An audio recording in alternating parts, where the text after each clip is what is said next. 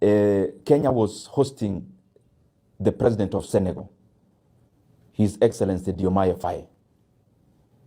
And I thought the people on the side of government would interact with him on what matters most, because they could have learned lessons. Diomaye Faye and Osman Sonko came to power last year in Senegal. Unfortunately, when they arrived in terms of the reins of power, they realized that the government of Senegal had secretly borrowed over 13 billion US dollars of the Book of Senegal. And currently, as we talk, Senegal is in a crisis that is precipitated by that illegal secret borrowing. Kenya ought to learn from Senegal that we cannot continue, and I've been speaking about this matter.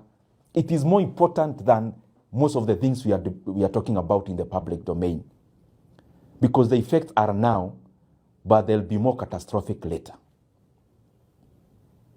Kenya continues to borrow illegally secret loans that are not included in the book of loans. When you hear me talk about Kenya is borrowing 3.5 billion every day, it does not include the money the government keeps on borrowing on securitization. They already did 7 shillings of fuel levy in terms of collecting in advance. They are now securitizing another 5. Kenya now is in the process of taking a loan using the housing levy. That the housing levy Kenyans ought to pay for the next 7 to 10 years, they want to borrow today. Meaning even the flexibility of any government that would come and they would want to abolish or lower some of these levies is being constrained. And I keep wondering why the National Treasury can come up with even those kind of documentations and not batting even their eyes. They don't seem like they're doing the wrong thing.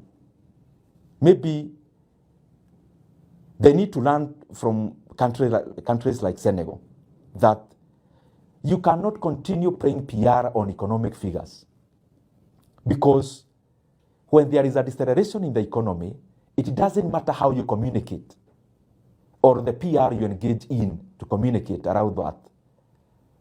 Figures will continue to manifest.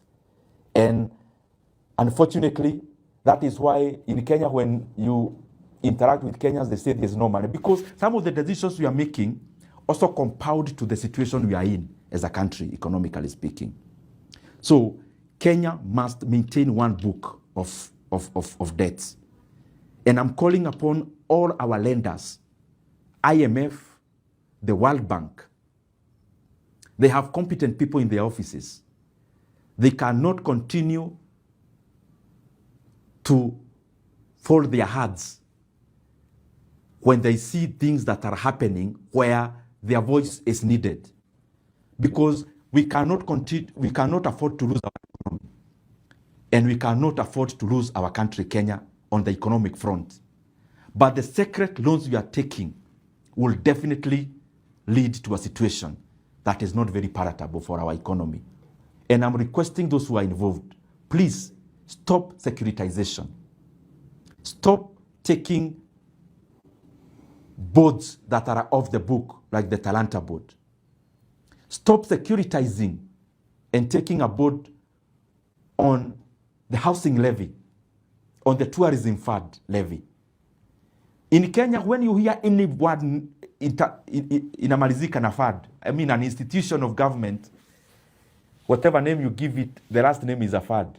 Just know that that is another way of taking a loan.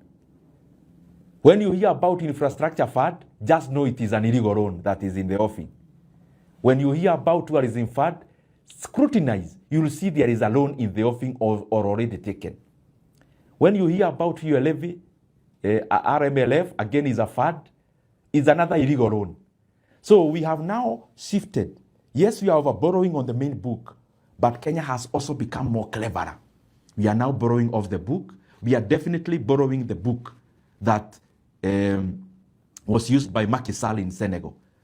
And upon the assumption of a different government, they realized a debt that was secret and unmanageable. You cannot tell us that securitization is off the book.